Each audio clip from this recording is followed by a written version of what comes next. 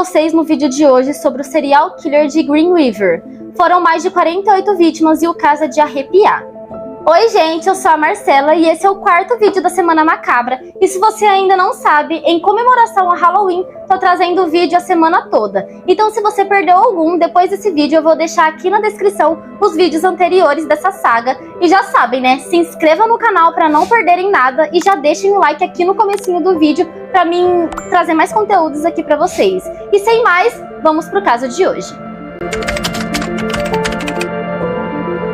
Gary Lyon Ridgway nasceu em Salt Lake City, em Utah, nos Estados Unidos, no dia 18 de fevereiro de 1949.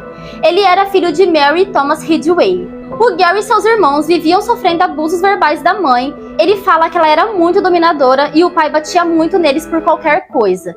Era a forma que o pai educava eles. A família dele foi criada próximo a uma estrada de Seattle, em um bairro bem humilde perto do aeroporto de Seattle. O Gary, desde novo, já tinha vários problemas, principalmente pela forma que ele e os irmãos eram educados. E ele também tinha vários outros problemas, como, por exemplo, ele fazia xixi na cama desde criança até a adolescência. Então durou muitos anos esse problema. E para piorar, quando isso acontecia, a mãe dele dava banho nele, mesmo depois de adolescente. Outra coisa que ela fazia questão era vestir um roupão quando ia dar banho nele. Somente o roupão. Ela sempre fazia isso. Tipo, ela não falava pra ele tomar banho. Ela ia lá e dava banho nele. Era uma coisa que trazia muita raiva pra ele, desde novo. E ele também sentia atração sexual pela sua mãe, já que quando ela dava banho nele, ela usava só o roupão. Sinistro. Então, desde muito jovem, o Gary já tinha problemas com mulheres. O pai dele contava algumas histórias pra ele sobre necrofilia, porque ele tinha um amigo que trabalhava num necrotério e o Gary sempre gostou dessas histórias. E na cabeça do Gary era se ele tivesse relações com uma pessoa morta, ele não teria problemas com isso, porque ninguém iria saber e a pessoa já estava morta mesmo. Quando Gary tinha 16 anos, ele levou um menino de 6 anos para uma floresta que tinha próxima à casa dele, e lá ele esfaqueou o menino na costela e no fígado. E o menino perguntou para ele por que ele estava fazendo aquilo, e ele disse que sempre quis saber a sensação de matar uma pessoa. Ele saiu rindo depois da floresta e graças a Deus o menino sobreviveu, e foi até ele que contou isso depois. Pela forma que ele viveu sua infância e sua adolescência, o Gary cresceu bem perturbado mentalmente. A família dele era bem humilde e ele não era tão inteligente no colégio e sofria também de dislexia. Ele conseguiu se formar no colégio somente com 20 anos de idade, em 1969. Logo depois de se formar, ele começou a trabalhar de pintor numa empresa e depois ele entrou para a Marinha e se casou com a sua primeira namorada do colégio, Claudia Craig.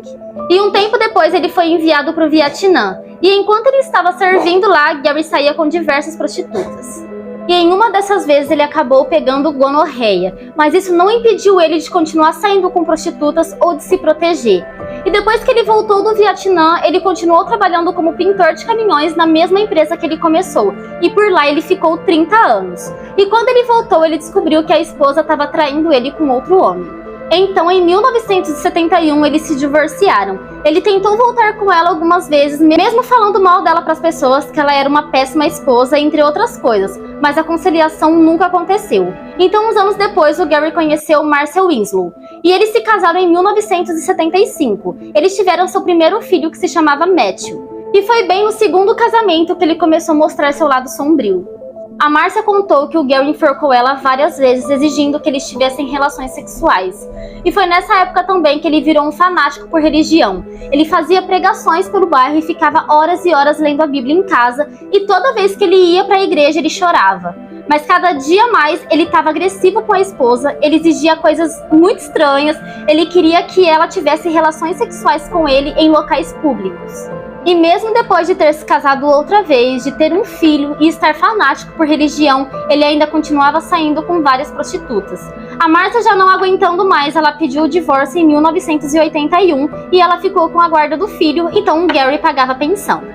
E depois do segundo divórcio, ele ficou ainda mais agressivo, a raiva que ele sentia era muito por ter sido rejeitado nos 2 casamentos.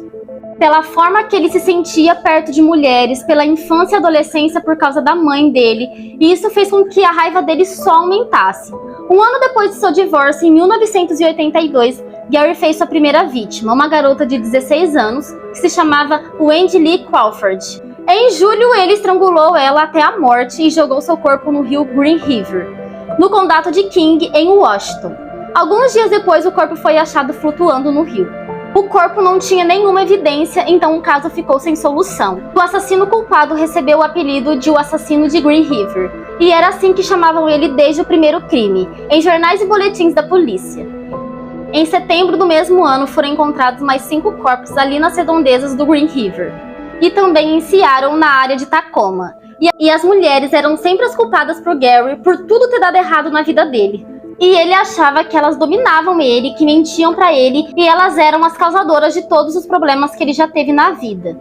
Ele sempre escolhia vítimas que eram adolescentes bem jovens, que pra ele era mais fácil, e também prostitutas, porque era simples de convencer elas a entrarem no carro dele. Ele deixava brinquedos e fotos do filho dele no carro pra assim convencer as mulheres a entrar no carro, tipo forçando uma amizade. E as prostitutas, ele mandava elas fazerem alguma coisa, se elas se recusassem ou se irritassem ele de qualquer forma, ele não pensava 2 vezes e estrangulava elas. E muitas vezes ele praticava necrofilia com os corpos, até elas começarem a se decompor e ele não conseguir mais. E o Gary percebeu que ele estava fora de controle, matando muitas mulheres, então ele começou a esconder os corpos mais longe da casa dele para ver se ele continha essa vontade de praticar necrofilia. A maior parte dos assassinatos foram de 1982 a 1984.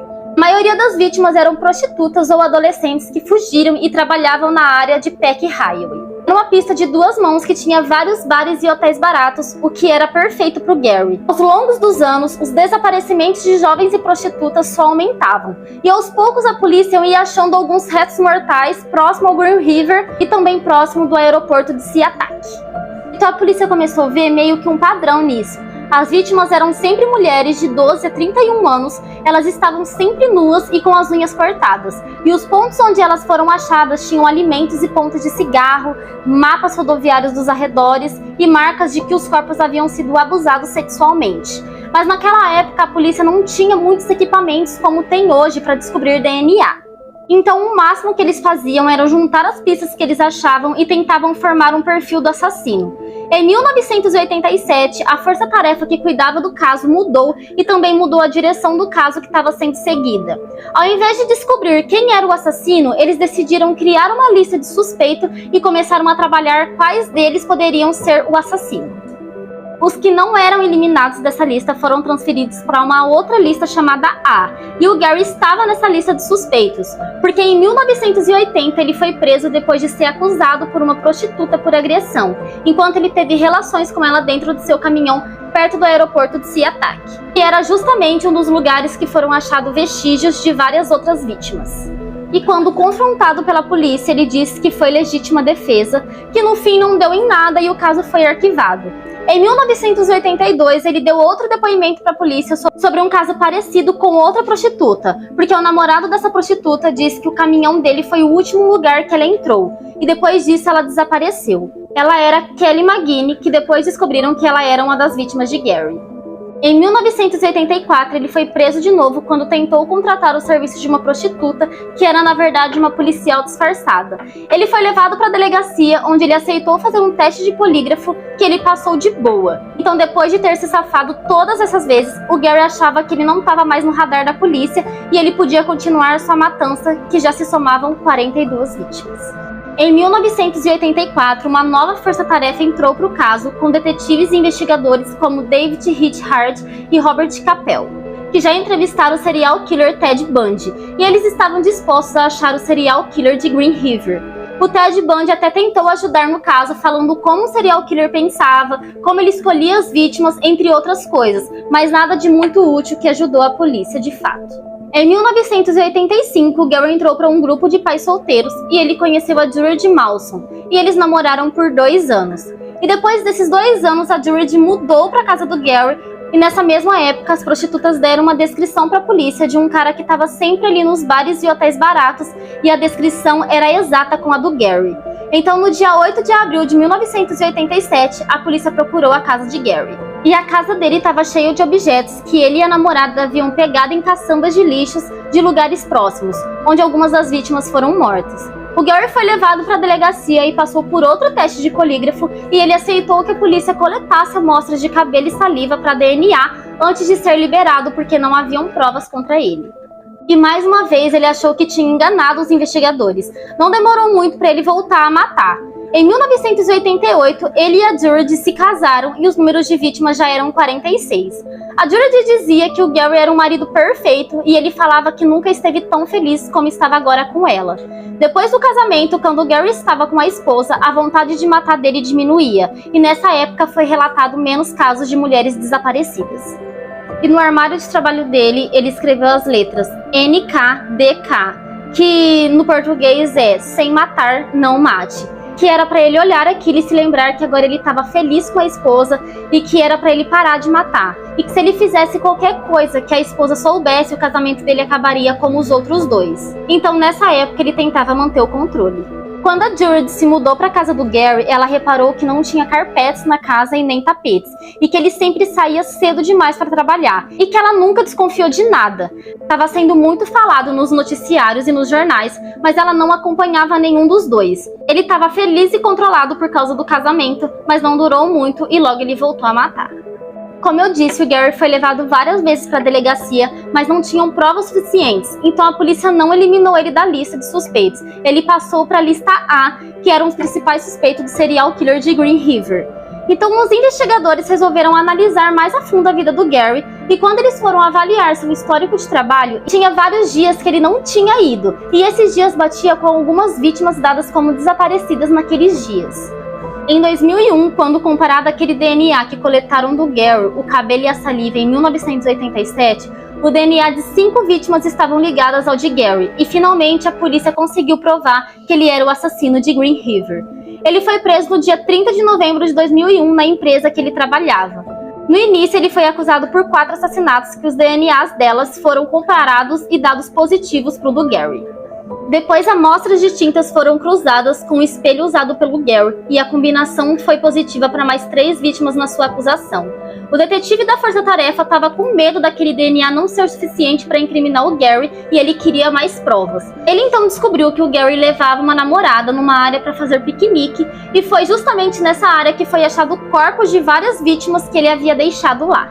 Depois da prisão do Gary, por meses, os detetives e investigadores entrevistaram ele várias e várias vezes, mas eles não conseguiram tirar nada dele. Mas os advogados do Gary explicaram para ele que certamente ele pegaria a pena de morte caso fosse condenado, e ele não queria morrer. Então ele fez um acordo com a promotoria, ele iria cooperar com eles e iria responder tudo o que eles perguntassem durante a investigação. Principalmente sobre os outros assassinatos do Green River, que eles não conseguiram provar que o Gary estava envolvido, e também para as famílias das vítimas desaparecidas que poderiam pôr um ponto final nisso. Depois de muito, Gary confessou o assassinato de 48 mulheres no dia 5 de novembro de 2003. Em troca da ajuda para localizar os corpos de outras vítimas, ele levou os policiais para diversos lugares onde ele tinha jogado os corpos das vítimas. Ele chegou a contar algumas vezes como ele cometeu os crimes. E ele revelou para os policiais que a forma preferida dele era o estrangulamento. Até contou que depois de um tempo ele começou a usar uma régua com tecido para estrangular as vítimas. Que às vezes ele matava as vítimas na sua casa e às vezes na floresta. E foi uma dessas confissões que ele admitiu que usava os brinquedos do filho dele para atrair as vítimas, que ele queria passar uma confiança para elas, já que ele era um pai de família. E uma vez ele chegou a levar o filho dele junto, que enquanto ele estrangulava a vítima, o filho dele esperava dentro do caminhão. A polícia perguntou para ele se caso o filho dele tivesse descoberto que ele era um assassino, o que ele teria feito, e ele disse que teria matado ele também. Em algumas entrevistas dos investigadores, o Gary confessou ter matado 61 mulheres e em outra entrevista ele disse 71. Mas ele disse que foram tantas vítimas que ele não conseguia se lembrar direito, que ao todo ele só conseguia se lembrar com detalhes de 48 assassinatos. A maioria dos assassinatos aconteceu no condado de King, em Washington, e ele disse que muitas vezes ele movia os corpos para Oregon para que ele conseguisse eliminar qualquer provas durante as investigações, e também para praticar necrofilia. No dia 2 de novembro de 2003, ele se declarou culpado de 49 acusações de assassinatos agravado em primeiro grau, e foi condenado a 480 anos de prisão sem a possibilidade de liberdade condicional. Hoje o Gary ainda cumpre sua pena na penitenciária de Washington aos 73 anos de idade. E esse foi o vídeo de hoje, eu espero muito que vocês tenham gostado. Já se inscrevam aqui no canal para não perder o vídeo de amanhã dessa semana que está sendo muito legal. E já deixem um like para me ajudar. Beijos e até amanhã!